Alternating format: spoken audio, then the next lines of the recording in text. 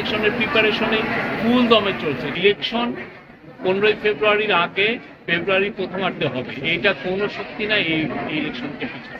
Political party থাকলে মতবিরোধ থাকবে, আমি এক কথা বলবো, আরেকজন আরেক কথা বলবেন, এটাই নিয়ম। পলিটিক্যাল পার্টিগুলো পুরো পৃথিবীতে এইটাই নিয়ম। তো এই জায়গায় যেটা হচ্ছে যে এই বিষয়ে আমাদের উপদেষ্টা পরিষদ এবং ক্যাবিনেট, আমাদের চিফ উপদেষ্টা, প্রধান উপদেষ্টা, ওনারা এটার ব্যাপারে ডিসিশন নেবেন। বাট যে কোনো ডিসিশনই হোক না কেন, ইলেকশন 15ই ফেব্রুয়ারির আগে ফেব্রুয়ারি প্রথমার্ধে হবে, এইটা কোনো শক্তি নাই এই ইলেকশনকে পিছনে।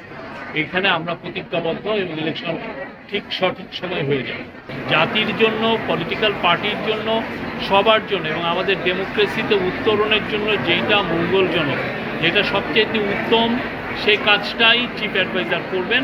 কোনো অস্থিরতার কিছু নেই। আমরা অনেক অনেক বড় বড় কাজ এই ইন্টারিম গভর্নমেন্ট করে এসছে। তারা জুলাই ডিক্লারেশন দিয়েছে, জুলাই সনদ সাইনিং হয়েছে, তারও আগে অনেকগুলো ইলেকশন কমিশনগুলো তাদের রিপোর্টগুলো দিয়েছে, ইকোনমিকে পুনরুদ্ধার করা গেছে, এবং দেশের যে ট্রায়ালের কাজগুলো হচ্ছে, আপনি জানেন 13 তারিখে সম্ভবত কোর্ট জানাবে শেখ হাসিনার যে ট্রায়াল হচ্ছে সেটার বিচারের দিন জানাবে।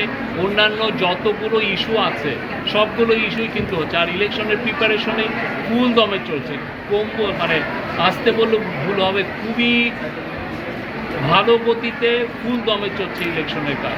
তো সেই জন্য সবাই একটু ধৈর্য ধরেন, দেখেন উপদেষ্টা পরিষদ এবং আমাদের চিফ অ্যাডভাইজার কি ডিসিশন নেন।